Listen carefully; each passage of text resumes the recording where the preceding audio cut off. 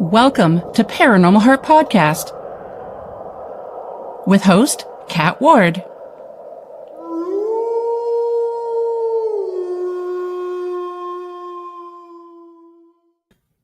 Hello, my friends. Welcome back to Paranormal Heart Podcast, Paranormal Talk with Heart and Soul. That's a new catchphrase. Let me know how you like it. So tonight's segment is, as usual, is pre-recorded, streaming on United Public Radio Network, 107.7 New Orleans, 105.3 the Gulf Coast, YouTube, and any place you find your favorite podcast. You already know I'm your host, Kat Ward. Thanks so much for hanging out with us. So, folks, my special guest tonight is dear friend, Dr. Kelly Schutz. Dr. Schutz is no stranger to experiencing unseen energies, unusual paranormal experiences, as well as extraterrestrial visitations. She holds 5 degrees, has a few podcasts of her own, has been interviewed on numerous podcasts and radio shows, and is an accomplished writer with book number 12 set to launch soon. So in segment 46, Dr. Schutz discusses a few of her strange encounters she's had from around the world. And I'm also happy to announce that she will also be joining the UPRN family sometime in September. No date yet, but it's coming soon. So keep your eyes open for a brand new show on the network coming soon. So please help me welcome Dr. Schutz. Hello. Hello, and how is it in your neck of the woods? Neck of the woods is hot. It's hot. Mm-hmm. Yeah, it's a hot day. We've haven't had any rain for a little bit. It's been like 100 and above Fahrenheit. Humidity is horrible. No rain for another couple of weeks, so I hope we're not going to have any droughts. Yeah, it's been a little smoky down here, Kat. Yeah, so sorry. I have to tell you, I'm going to send that smoke right back to you. Yes, we have been noted now. Actually, we made the second unhealthiest air quality state in the world. We just got that honor the other day. So thank you so much. Thank you so much. No problem. My parents taught me to share, so. I'd like to say that Canada's trying to sage and get rid of all the negativity, and that's what's going down to your. So I'm going to send it right back to you, my dear. Okay. Well, thank you so much for being back. It's been a few years, so I really wanted to have you on again, and so thanks for agreeing to that. Yeah, good to be here. So for the listeners and the viewers who aren't sure about what you do and what your background is, could you just give us a little bit of a background on how the paranormal started out for you? Okay, well, I know this is a 1-hour show, so I will try to keep it short and sweet. For those of you, though, maybe this will help a little bit. For those of you that are interested, if you don't mind, I will just mention my website where they can go to read more about me, because it's very lengthy. Just go to www.paranormaluniversalpress.com. And I'm going to start probably from the beginning a little bit, and then we can go ahead and evolve this. When I was 3 to 5 years old, I had visions in my dreams. And when I'd wake up in the morning, of course, as any child would do, you go to the living room, you turn it on, or you hope the cartoons are on, but instead, usually something would come into the cast, and it would be something horrific that had just happened, just like an airplane crash or civil unrest or something along that lines. And the sad part of it is that I began to notice, even at that age, that something seemed a little weird, because I would mention to my mother, "Oh, that's kind of strange. I just had that dream last night. Oh, how interesting." But, as a kid, you don't know anything about paranormal per se or any of this stuff. And so she just never responded to that. I just went off, thinking, wow, but then I started noticing that it was happening more frequently. And when it was happening more frequently, then I thought, oh my God, I'm causing these events to happen. And so I actually stopped watching TV for a while because I was afraid to turn it on and see some type of civil unrest or assassination or whatever, I hated that. So anyway, let's fast forward from that point. Now, keep in mind, I grew up in a generation, or maybe even an era, where it was either the devil or a spirit. We were very religious in my family. So it was always one or the other. It was never something else that was different, that kind of thing. So when I was turning about age 10, 12, 13, around that area, I started to notice that I could predict things, but I could predict things about people's behavior. And later on, I got a degree actually in human ecology, which is people's behavior. But I was always spot on, and I just knew things that were going to happen to this person before they happened. But then at that point, I discounted everything about abilities. I never knew anything about that. And I kind of credit it to my genetics. And I know that sounds a little crazy, but I really thought the genetics in my family were so good that I just was absolutely remarkable, and nobody else had gotten these genetics, but I did, and I'm great. And so that's what I'm getting at. It's like, this is where the kid's mind goes. I should preface this. I lived out in a rural area on a hobby farm. So I didn't have a lot of interaction with a lot of kids per se. And so, of course, the next thing that happened was your imagination was thrown in your face. And, you've got a great imagination. Oh, that's really interesting. Oh, yeah, da, da, da, da, da, and get that passed off. Mm-hmm. So that's where it kind of started, the ball rolling regarding having experiences. But the interest came a bit later on, a few years later, when I actually wanted to have an actual ghost experience. I don't know. Do you want to hear a little bit about that? Yes, please. All right. So I got a little jealous around the age of 14, 15, 16, because there were kids in my class that were actually bragging about how they've seen a ghost. I don't know how the topic came up. I have no idea, but the topic came up one day, and I just thought, I haven't seen a ghost. I don't even know what you're talking about. What does a ghost look like? What are you referring to? And so when we were over visiting my paternal grandparents' home, it's a property in also a rural area. The house is a Dutch colonial, but it was built and it looked kind of spooky. The property in and of itself actually was descendants of my great grandparents. So it had a few hands on that property. Mm-hmm. And there was one day where I stood out on the lawn, and when my dad was in visiting with my grandmother, and I said, this is kind of a creepy property. I was thinking to myself, something just doesn't feel right here. I wish I could see a ghost. I wish I could see a ghost. I wish a ghost would walk right past me right now. And keep in mind, I was looking for something visual. I wasn't thinking about invisible or energies or anything like that. I was looking for something physical, Mm-hmm. And so anyway, didn't ever see anything, still felt creeped out being on the property.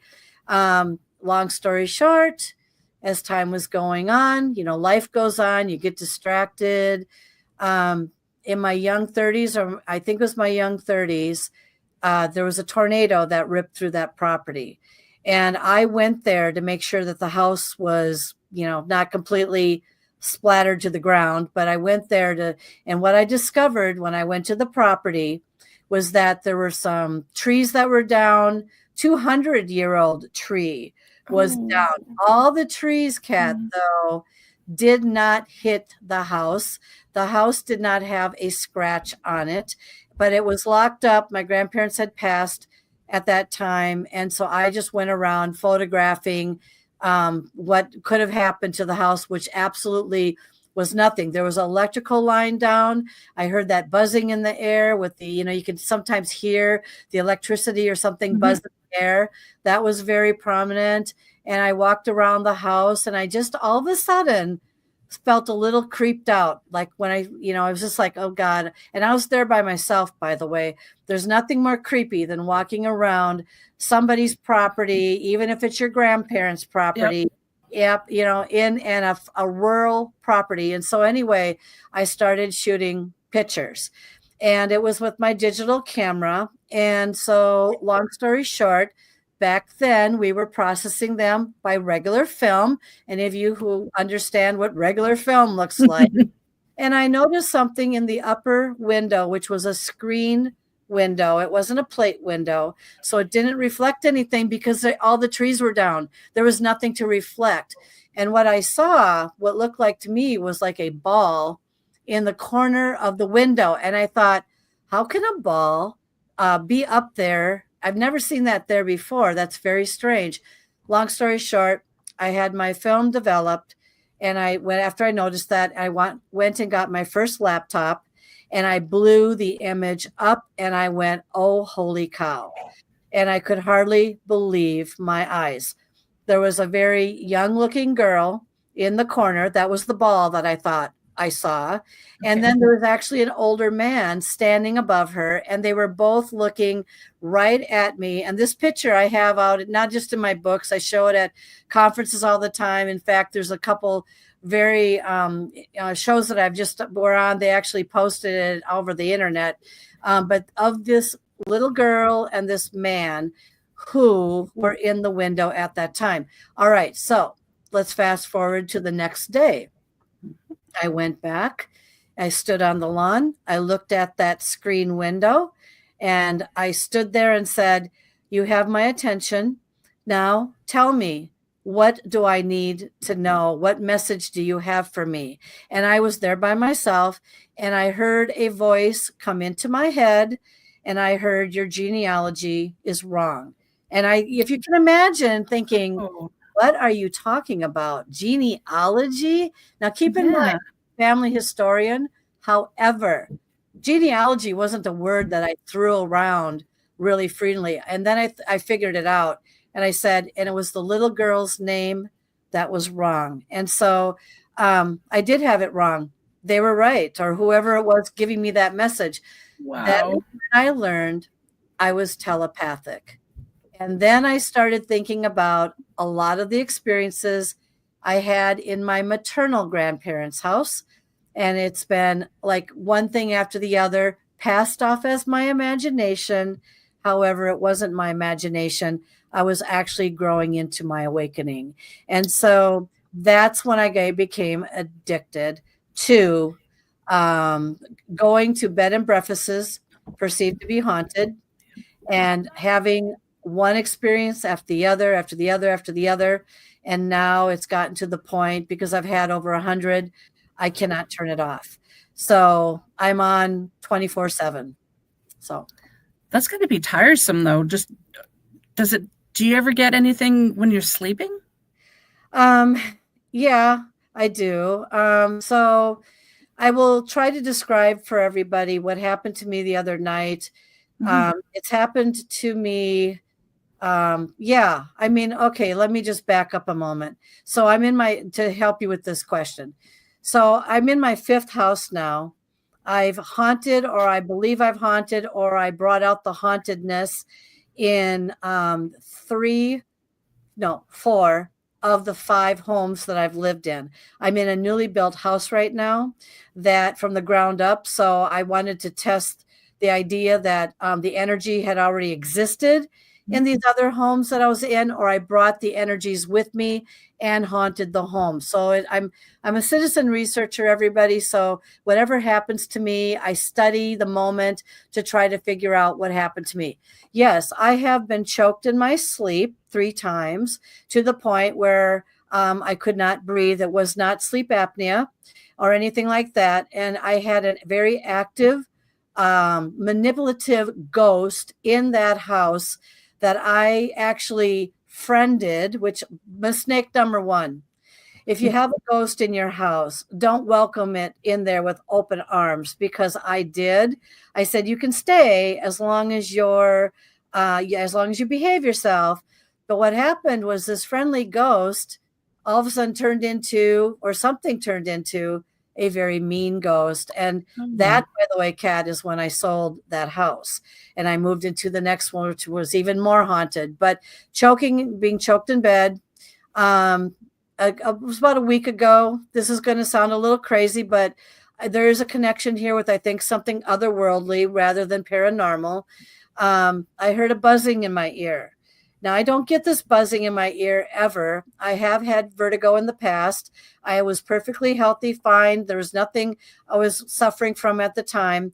I did capture a big, large orb, very clear, in my room, just like within a half hour or an hour after that, because I have a camera in that room for the very reason that if there's something that wants to visit me, I want to see where the portal is or anything like that. So the buzzing came into my ear, and I hadn't had that buzzing for several years. Last time I had it was in another house. I blamed it as paranormal. I'm not so sure anymore. Anyway, long story short, my blood glucose can be a little bit high, and I know what it is on a daily basis. But after the buzzing happened in my ear, and I have had some unusual healings before, my glucose the next day was an absolute perfect range. And I did say to my husband, is this thing working right? And he's like, I don't know. But it was with another day or so after that, it went right back to where it normally has been. I thought that was kind of weird, but I captured the orb in that room, nice and clear and everything. And I'm like, no, there's something else going on in this house now that's coming in here and doing this. And that buzzing, you know how people do this? They think it's a bee or a bug. Well, I was doing that. I caught nothing on camera, but it was very obvious that something was right in my ear. Anyway, those are just a couple examples of things that can happen to me in my sleep. That's amazing. Now, the orb, were you able to see it with your actual eyes or just on film? No, it was on film. Okay. On film. One of the things that, because I have a lot, I can tell the difference now between, because I've done this so much, I can tell the difference now between like a dust orb or a bug orb or a moisture orb or something like that. I can tell the difference. And the intelligent ones have a very distinct movement to them. And a lot of times in my case, I can actually see them kind of not with my visual eyes, but with the camera. I can see them wiggle down a hallway. I can see them turn around a corner like they're going down the stairs. I have had places that were noted from a couple psychics as being portals. I can see where they're entering in. A lot of times these orbs come through the window, through the floor, from the ceiling, all over the place, that kind of thing. But when they're very intelligent too, they're very, there's a movement to them again that's very distinct. And that's when you can kind of tell one thing from the other. So yeah, not with my naked eyes, but yes, definitely with the help of a camera. Wow. Did it have any kind of color? That one did not, but I have photographed orbs before that have had color. I'll give you an example. So I was out in Las Vegas at the Pioneer Saloon, and I went on a small ghost tour there, and I had a different camera at the time. I don't think I even had a infrared video camera at the time. I think it was my regular camera. And we were by a couple of the most haunted buildings in that Pioneer Saloon area. They love to, people just love that place because it's so haunted with everything. And yeah, I captured a lot of orb activity through that camera. This one, though, was orange. And I looked up something to the effect of what an orange orb was once. And now keep in mind, it just depends on who's more convincing when they're giving you their theories about what an orange orb is versus a blue orange or something like that. So I just go by what seems to be logical or most logical. This one was, at the time that I read the description, was a protective orb of this building and they're very large. and very protective. They had a fence around this building. They didn't want anybody to go near it.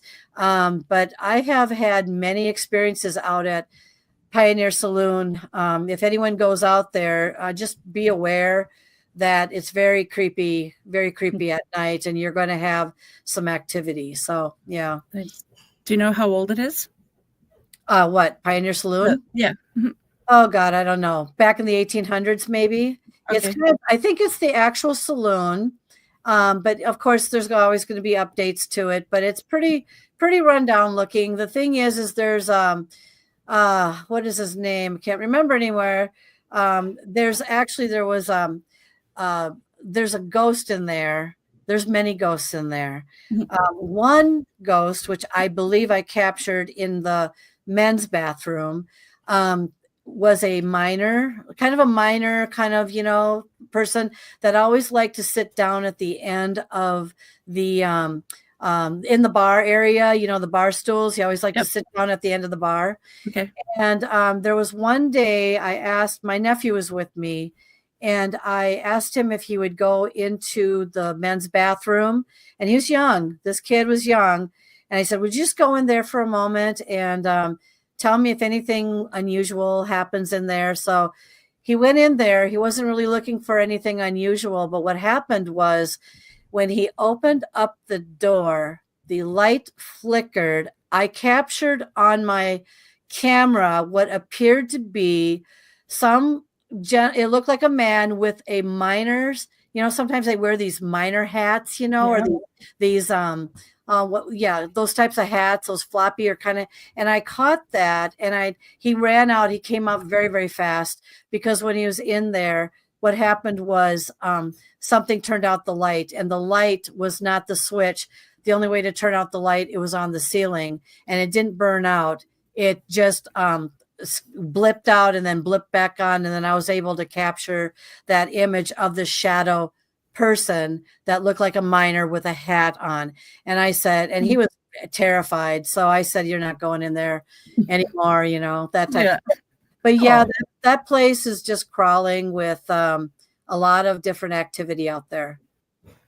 I believe too, getting back to the color of the orbs, I believe that because sometimes I'll just think of a person and I think of a color, and I'll message that person and say, hey, and I'll send them an actual snapshot of the shade of, like, say it's pink, the particular shade that I'm thinking of, and I'll send it to them and say, does this mean anything to you? Now, it could be you, it could be Michelle with the exact same shade, but there's going to have different meanings.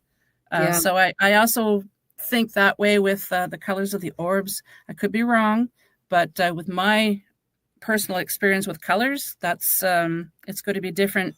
And it could get a little difficult to try and interpret the colors, because if you follow one person's, well, like you said, the orange was protection. Maybe another location, orange is not. That's right. Yeah. That's right. The thing about the orbs too is that there's one woman that I am aware of. I have her book. She's from Australia. I believe her name is Marlena McCann, something like that. She knows how to, if you have an orb that is very still and you manage to capture it. I don't know how she does this. I do have her book, but she has an ability to be able to peel back that orb and actually see what's inside of that orb. And she's got an entire book. Oh yeah, she's got kids. She's even got alien. I mean, it's just remarkable. Sometimes there's many souls within as a cluster within an orb. And so I'm fascinated by orbs, but I cannot tell you if they're sentient beings or whatever they are, or where they're coming from and why they seem to love, by the way, just an FYI, they love mirrors because they can go into affinity. They can somehow turn around and come back out, but they love to hide in mirrors. And so I've been very conscious about the types of mirrors that I put in my houses, because I know that somehow there's going to be some kind of appeal there. So, yeah. Some people think that the orbs just because we're energy beings, so that it's just the energy form that they've taken for us to be able to see better. I don't know. It's It's interesting. it's possible. I've captured orbs before with a hole in them, and I started Really? research. Yeah, started researching that one. There is a man. I think he's from Australia, who had a slew of video of these orbs that have like a bullet hole, like right through it, a small bullet hole right in the orb. And I have captured those, by the way, in other places. Now, I couldn't tell you exactly what they were or where they were from, but I do know that orbs aren't just always like people always say, oh, I see a face in them. Well, you might see a face in them. That's because Marlena has managed to pull the thing back. And guess what? She has actually demonstrated what is inside an orb. Okay. So how she does it, I do not know. But look her up, get the book. You'll see 100 pictures of what's hiding in. So I don't know. It's very interesting, but That it's is interesting. energy. Yeah. Yeah, it's energy. Wow. Definitely. Yeah. So let's get to some UFO and ET experiences because I know you've had some of those. Yeah, well, okay. So I need to preface this with when I was young again. I used to think everything was spiritual because that's how I grew up.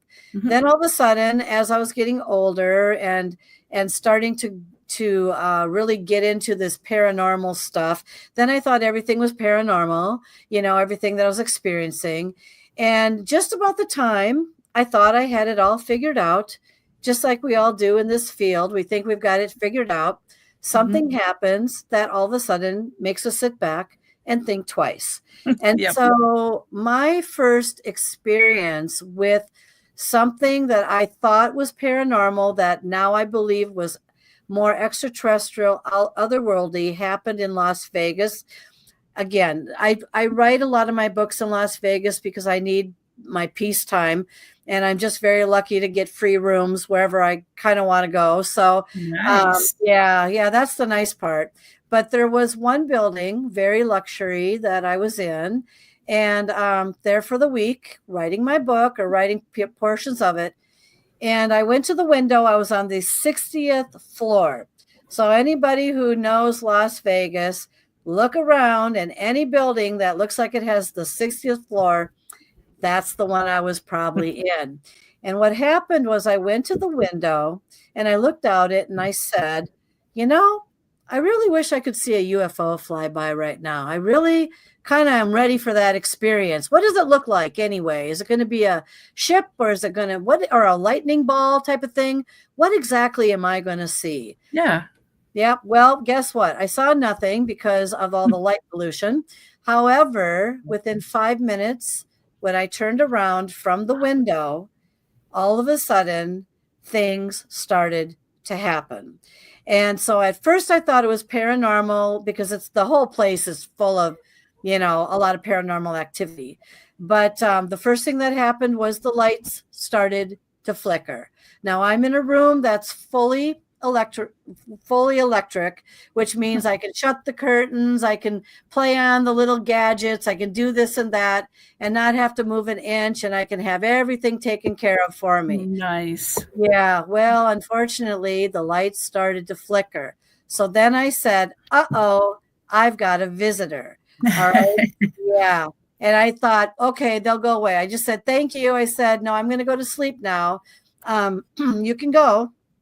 And what happened next, I'll never be able to explain. But so I sat on the bed and I was there by myself. Like I said, nobody was there with me.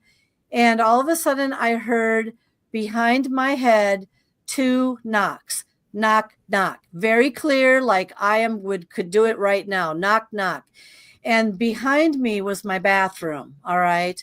And so I thought, well, there's nobody here and there's nobody in the bathroom, but it was definitely behind my ear, knock, knock. And as soon as I heard knock, knock, I blacked out. And I woke up the next morning, but I felt weird I felt like, what the heck just happened to me? Because I have to also say, before I heard the knock, knock, all the lights went off and they wouldn't come back on. I tried desperately to get all the lights to work to come back on because I don't always like sleeping in the dark. And I couldn't get them back on. So it was at that point. The lights went off. It went dark. I heard knock, knock. And then I was completely, I went out. The next morning when I woke up, I felt I felt very cleansed. I felt like it was like an oil change, like someone took out my blood and changed it up with some new blood. Now, remember when I told you about the buzzing in my ear? I want you to remember that because my blood glucose level was perfect. And it isn't anymore. It only lasted a couple days. But the point I'm making is that I woke up feeling really strange, very cleansed, very refreshed. I'm never refreshed, by the way. And long story short, I was diagnosed with cancer 2 months later. No, and it didn't come from something that happened to me in there. I had a psychic over to my house that was very active at the time with poltergeist activity. Anything you can think of was going on in there. So I had a psychic over. And then and she was also a kind of a UFO psychic type person. And she just brought it up in conversation. And she said, you had an experience with something, extraterrestrial. And I said, when? I said, I don't recall anything like that. And she said, yep, you did. She said, it was about 3 years ago. You were in a hotel room and they came to check your blood. And all of a sudden, I just went like deer in headlights, right back to that room. It brought me back to how refreshed I felt, just like my blood glucose going down to perfect. It's like, thank you. Could you like visit me every day and buzz in my ear and have perfect glucose every day? I'd love you. Yeah, it was crazy. But you know what? She was adamant and she said, yep, you've got 2 portals in this house. They're coming in here. They're coming in here. They're watching you. It's almost like they might have been with me for a very long time since I was born, but I never really recognized it or realized it or anything like that. So that was just one of a few experiences that happened. But anyway, the cancer, I'm fine. I was cleared of it. I've had miraculous healings that I cannot explain, and things happening to me after that point, which are even more otherworldly, but I'm going to let you take it for a moment there, Kat. Thank you. Do you know your blood type didn't change though, did it? I don't even know what my blood type is. Okay. Wow. I don't, yeah, I've always wanted to ask a doctor or somebody, how do I find out my blood type? Now I know my mother, I think, knows, and I don't really talk about that with her, right? And I have been curious. And when you mentioned the part about did my blood type change, there is always the possibility that things can change, especially not just as you get older. Things do change when we get older. I'm just going to lay that right out there. But I'm talking about things can also be rewired up here. You can be a brighter beacon. With all these experiences, things can actually change, especially if you've been traumatized or been through some experiences that you can't, that miraculous, someone came to help you all of a sudden. And I've had those situations too, by the way. Something is watching me.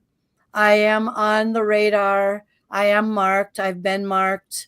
You can't just go to a doctor and say, yeah, you know what? I think I have something in me. Would you like to do a CT scan or an MRI of me or whatever and see if I've got something implanted in me? They would put you on a stretcher and haul your butt out of there. So the thing is that I can never bring that up until I have someday a reason for a CT scan or an MRI and they go, huh, that's kind of interesting. And I would go, huh, what is it? So I don't know. It's interesting though. Maybe you could tell your doctor that you've been having lots of headaches and you want to have a scan. Yeah, I'd love to say that. I know I could probably say that, right? claims to have headache. Nothing's wrong with your brain. Oh, yeah, there's something different about my brain. I can tell you that right now. I'm like a lighthouse that's on 24/7. And if they want to come talk to me, people are always like, yeah, I want to go ghost searching. I don't have to go search. I just go in there and here they come. Right. So yeah, it's a fascinating life. You're kind of lucky, but kind of not. Like we talked before we hit record. Like, do they talk to you when you're sleeping too? Do they wake you up? I mean, being on all the time has got to be tiresome. Well, they don't wake me up. They know that when I'm dead tired, I want to remain dead tired because I'm at that age where you only get a few hours of sleep during the night anyway. And the thing is with me though, when they want to capture my attention, they do it in just different ways, but I take note and I take notice, and I don't always think that everything's paranormal or extraterrestrial or anything, but like, do you want me to tell you about the handprint that ended up? I was just thinking of that. Yeah, you read my mind. Yes, I'm very good at that sometimes, by the way. And by the way, sometimes if anyone sees an orb flying behind my head on this black screen, that's no accident. So anyway, yeah, so just about the time I'm thinking that it's all in my imagination. These things are coincidences, blah, blah, blah. One morning I went to bed around 2 a.m. I'm a workaholic. People know me, know that I work all the time. Okay. And I laid down probably about, probably no more than 15 minutes or something like that. And all of a sudden, a place where the portal was identified, I smelled something wretched. I mean, I'm talking wretched. It's like a combination of yucky rose water and something else of whatever. Okay. Anyway, I put the covers over my head and I said, tomorrow I'm going to talk to my husband. See, the husbands always get blamed because it's fun to blame them. So anyway, I know, terrible, aren't I? Don't get me started here, people. I could have a comedy show. Anyway, so I thought it was my husband's shampoo. I really did. And, but it wasn't, because the next morning when I got up, I went to the bathroom, looked in the mirror, and I went, oh my, you know what? And on my right here, you can probably see it for those that are watching. I know that on my, it would be my left side, as if you're facing forward. There was a handprint embedded, red, purplish, embedded into my body, upside down, elongated fingers. One of them was very pronounced. It was crooked, which that was the one I was interested in, because I don't have any crooked fingers, people, and are not long either. And they're not like, oh, like you scrape and go down like this. Yeah. I tried everything. I did everything. So I went downstairs, because bedroom was upstairs, went downstairs, and I said to my husband, look. And he just kind of, he didn't freak out, but he was absolutely shocked. And so it stayed on my body like that. It didn't fade. It stayed on my body for 3 hours. And then it just went boop, and it was gone. And so now I was curious. So I started investigating handprints on people's bodies. Okay. Mm-hmm. That was the next thing.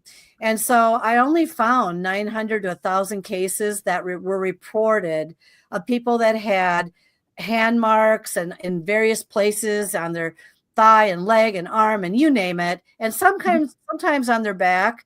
Can you imagine how many handprints might be on people's backs and they never know it because they don't look at that themselves from the back view, always in the mirror? Think about that for a moment. Well, anyway, I begged the universe at this point.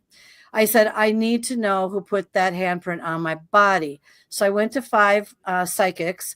They all gave me, it's an old lady. No, I don't think so. It's a succubus. Yeah, well, that doesn't surprise me, and they just started. And one guy said, Kelly, it was something of an alien nature, and but it wasn't harmful. I think it was, and this is when he said, I think it was a mantis being. Now, hold on to that thought for a moment, because It took months, but I finally got my answer. I had another dream, and I woke. This is what I saw in my dream. I saw a young woman walking away from me, thin. She looked like she was like 28, 29 to 30 years old from the backside, clothes. And she slowly turned around. And it was at that point I came to realize, even in my sleep, that what I was looking at was not human. And so it was, had a black COVID mask over its face. It had big black eyes that looked like grays or mantis eyes, something like that. Mm-hmm. Its hair was parted down the sides, pulled back to try to whatever. And keep in mind, I woke up, my heart was beating out of my chest. I was sweating so badly, and I screamed out, I don't ever want to see you again. I don't ever want anything ever again. That's when I went to the guy psychic who said, black COVID mask? I said, yes. See, the handprint was over an area. I almost died of COVID. I had it for 8 months. I was very, very sick. And I had COVID pneumonia. And there was a clog in my bronchioles. And the doctors told me that's not going to come out on its own. You're going to have to work at getting that out of there. And guess what? The minute the handprint went over my bronchioles, clear. Just like something in my glucose, just like the blood being cleaned in the hotel room, clear. And that's where the handprint is. And I show that, by the way, at many places, conferences, in my books, you name it. So anyway, that's kind of the story of it. Was it a mantis or was it a gray? It was one of them. And so I got my answer. That's amazing. Is the clot still gone? The which one? The clot? You said there was a clot there? It's still gone? It's gone. Nice. I've had miraculous healings. It's very strange. Yeah. Something is watching me and something is trying to alert me or take care of me. But I'm not saying if I ended up in a car wreck that they could literally put me back together. That's not what I'm talking about. I'm talking about things that they might be able to do in their control, but I am being watched. Yeah. And definitely marked, but watched. Yeah. Do you know if there's anyone else in your family who has had encounters like this, or that they're being watched too? Because it's usually generational. Well, or do they talk about it? They don't talk about it. First of all, there's a few of them, of my siblings. I come from a large family. There are some very sensitive siblings that I have. They do believe that there is paranormal for sure. I don't think that they can wrap their heads around anything extraterrestrial or otherworldly at this time, but they do believe, the few that do believe in the family, that there's something out there. We don't talk about that very freely, but yes, we have attempted to investigate together at times, but that was years ago. And so now it's like, I think they've resigned themselves to the fact that I'm not kidding. And I'm not crazy, and it's not my imagination. No. And well, the thing is that people will want to go that route first, because that's the easiest route to take. To actually say something is out there scares people to death. Yeah. So that's why easier to accept. Yeah, exactly. Yeah. Wow. Yeah. Do you happen to know of any blood types of anyone in your family? No, okay. I haven't asked, but eventually someday maybe I'll ask. But again, you brought up a good point earlier. Those blood types could also change, and if they're manipulated by something. So I would have to start with me first and figure that out first before. I do know that, you can do these genetic tests and find out where your ancestors are from and stuff like that. But, no one has really said what their blood type is, if they even reveal that on those tests. I really don't know. I haven't done mine yet. So, yeah. Yeah, if ever you go for blood work again, just ask your doctor if they can mark down to find out what your blood type is. Yeah, I will. Yeah. Yeah.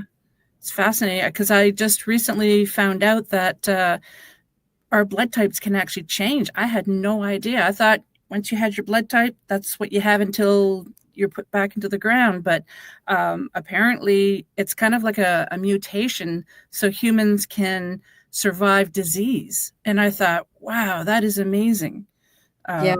Is there anything extraterrestrial or supernatural about it?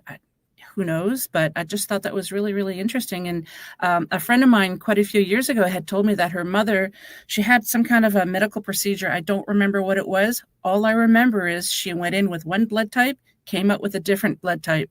And this was years ago before I even got into a lot of this stuff. And I was just like, how does that even happen? Like, yeah. That's amazing. Well, and it's amazing too. I know somebody who actually has something implanted in her lung. And so the doctors, when she had lung surgery once for something, they went in and they noticed, do you know what it's like those old thermometers with mercury, kind of like a mercury ball? Yeah. Okay. So kind of like a mercury ball type thing was in her lung. And they saw this thing and they thought, well, let's just pull it out of there because we don't know what it's doing in there to begin with. It kept moving. So to this day, she still has it inside her body because they couldn't grab it.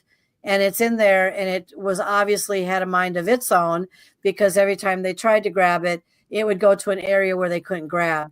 And so some of these things are very interesting about, of course, implants as well. But she's implanted. She knows that. Whether her abilities are because of that, she does have abilities.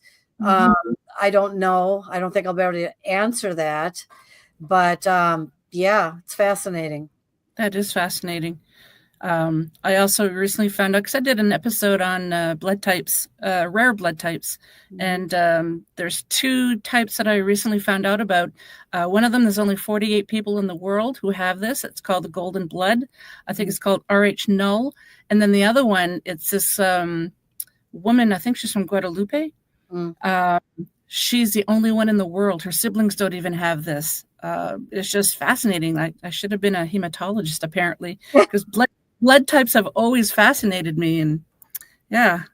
Well, I'll have to have you on my show and we'll talk about blood types, but I don't know if I'll know mine by then. So that is interesting. And it's also, there's a lot of mysteries out there that many of us cannot explain. And I think for some of us that are just very, like to snoop around with this a little bit more than the average individual, it's a fascinating field to be in. When things happen, though, it's like, I don't know, it's like trying to solve a puzzle.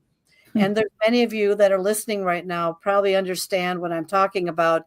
It's not that we want to distract ourselves with this on a daily basis, because I go about my life just very normally. And if something happens or occurs, I sit up and I take notice, but it depends on what it is and what basically I'm asking, what is the message? You know, what do you want me to know? Do you want me to just know that you're here? Is there a message? Do I need to be careful about something? Are you sending a warning? Those are the types of things that I look at once in a while. I did, by the way, Kat, I did have on video. Of course, I can't find it, but it's somewhere in my file somewhere.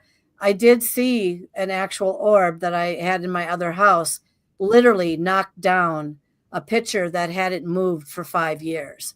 And that's interesting. Yeah, I just went like right at like a bowling pin and went whammo, and it knocked the picture over, and I caught that on tape.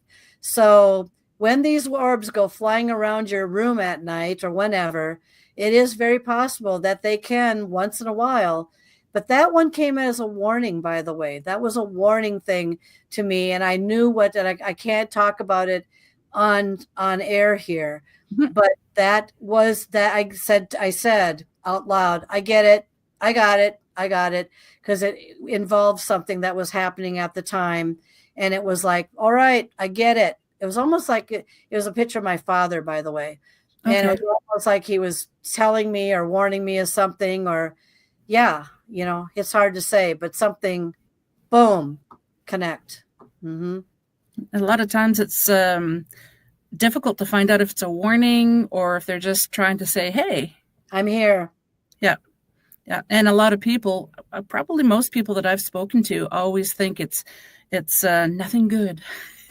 but that's not always the case. Oh, you mean if they see something like that, if something is knocked over or flying off a Yeah. wall or being tipped over? Well, I will tell you, when I was leaving house number 2 out of 5, Mhm. and I was packing up, and that was the place I was being choked in, I had an antique globe that was from my grandparents, and I literally set it very still on the island as I was packing things and moving things out to the car. And wouldn't you know it, whatever the little darling was that was upset that I was now leaving, yep, it did. It took it and it flew off the island and broke into a zillion pieces. And then I Yeah. stood there and said, "Are you happy now? Did that make you feel happy that you did that?" I said, "That was an antique from my grandparents. Are you happy?" Oh, No, that wasn't a warning. That one was, "I'm upset that you're leaving." And I yeah. also said, "Do not come with me to the new house." But my next house was even more haunted, and I had more stuff going on there. So who knows? But yeah, not always a warning, not really, but a lot of people will take it that way. Oh, yeah. A lot of people, I've used this example before. If your cupboard doors are opening and closing and people Yeah. automatically assume it's the D word, it's not necessarily. I mean, it could be an entity trying to get your attention, and they're so frustrated because you don't see them or hear them. You don't even know they're there, and they're just so frustrated that they start having like a little tantrum, I guess. Yeah, my husband's aunt in an older farmhouse property used to open up all the door or the cupboard doors in the kitchen. And they weren't afraid. They knew it was her because for some reason they just kind of put two and two together that her energy stuck around. And so it depends on how you want to take that. And yeah, so these doors were opening, cupboard doors were opening all the time. But she was also kind of the type of person who was constantly in the kitchen and constantly, we're moving them. So Yeah. So it could have been residual. there, are you back, Kat? Yeah. Oh, yeah. We Did blipped you out. lose me? No, Oh, we okay. lost each other just for a moment. Oh, okay. Um, so yeah, it could be residual in a case like that too. Right. Yeah. Yeah. So fascinating. So I have a few minutes. I just want to talk about your new show that you're joining the UPRN network with. So I just want to officially welcome you to the family. We don't have a date yet, but what's the name of the show and what's the premise and everything? All right. So thank you for bringing me aboard, everybody there. Paranormal Latte Podcast. It's going to air when we get it going on Wednesdays at 4:00 p.m. Eastern Time. And it's going to be kind of a variety show. There is going to be, once in a while, there might be a full show of somebody that I'm interviewing. It could have paranormal topics that we talk about, could have some stories that people have recited for me that I have in my archives, of course, and they're done very well. So they might be very intriguing.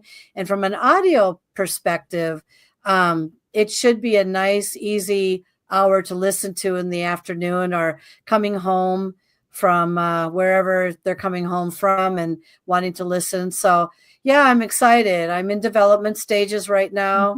The artwork's done. It's about to launch, on my website very shortly here. And Paranormal Latte Podcast with Dr. Kelly Renee Schutz. I absolutely love the name of the show because the style of my show, I like it's as if we're sitting in the virtual living room having a cup of coffee or beer or whatever, just chatting, and I just love that. Just that title to me tells me warmth, and coziness, and I really like that. Yeah. Well, I hope I do a good job with it, and I hope everyone will take a moment to jump in once in a while when you have a minute, or even Kat, I think the video is going to be posted somewhere. So that will be a video literally from, it's not going to be a standstill. It's going to have video in there from start to finish of things to look at. So, Nice. yeah, but everything's in development, and it Mm-hmm. should hopefully launch early September. Nice. So, folks, you heard it here first on Paranormal Heart Podcast. That's awesome. Do you have any? Oh, actually, let's talk a little bit about your books, because you have like a gazillion of them. Yeah, I have 12 books. Actually, I have my 12th book, which is called Phenomena, which by the way, I'm still writing it right now, and it's due to launch out for a conference that's coming up here. And yeah, and so Phenomena, all the books that I have experiences in there. I have over 100 of them. So I started journaling a long time ago about these, but I also added in there, like, what could this be? How do we define this moment? What exactly happened here? That sort of thing.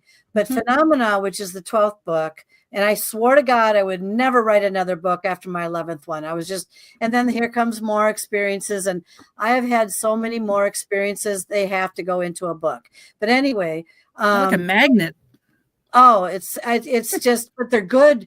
They're good situations too that I have evidence for as well. Mm-hmm. So that's all going to be in the book.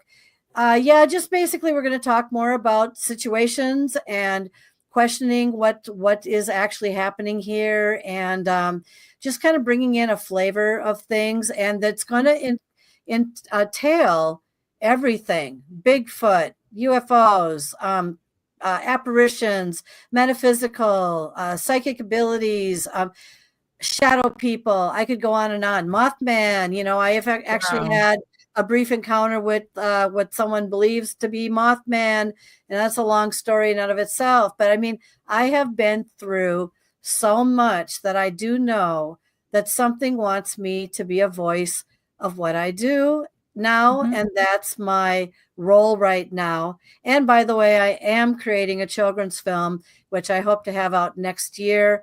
It's been in the works for quite a while, but it's coming together. And I hope to do a documentary at some point, I hope. Yeah, and I'm going to wrap my head around that probably next year and get a feel for that too. Very busy though, very busy. Like Michelle, when do you sleep? I don't. I don't. You just prop me up with a toothpick, and I'm just like, okay, here's the next interview. I do a lot of interviews. I do. And I do interviews too. So I do it from every way that you can possibly imagine. And I've got a total of now 5 shows that are coming on to different networks, all exclusive. Wow. Yes, all exclusive though, which means they'll be on a Facebook page or a YouTube page that I'm going to create for them, and then start building that. But yep, I don't know why I'm doing this, Kat. Somebody, I don't drink, but would someone give me a beer? Okay, so that's how my life is. So anyway. So could you please tell the listeners, I know you already mentioned your website before, but where they can find you? All right. So if you're interested in, bring yourself a cup of coffee or a beer with you when you read my website. It's pretty long. www.paranormaluniversalpress.com. And I am developing Facebook pages for all these new shows that I'm going to do. I am on Facebook, though, and I have been for a long time. And you can find me under Kelly Schutz with SCHUTZ, or under Paranormal Encounters podcast series. And that will get you to me. Feel free to look in periodically. Go to June 3rd. And there's a very interesting story of what happened to me in Brussels there. I think that, and that's the one I was filmed for in a movie for. I think you'll be quite interested in taking a look at my life. So busy lady. Yeah. Well, thank you so very much, Doc. I really appreciate having you on again. It's been too long, but I'm glad that I have you back. Well, and thank you for having me as usual. Anytime. You take care, hang tight, and just going to say farewells to the audience. Okay. Thank you so much to my special guest tonight and my amazing audience. That's you, whoever's watching or listening, and UPRN 107.7 New Orleans, 105.3 the Gulf Coast. Remember, if you enjoyed the show, please support us by liking, subscribing, sharing, and commenting. Another way to help support the show is by grabbing some swag. If you'd like to pick up your very own Paranormal Heart Podcast mug, just like this, whoever's watching the video, you can't see it in audio, obviously, just drop me an email at paranormalheart13@gmail.com. Until next time, take care of each other, and much love to you all.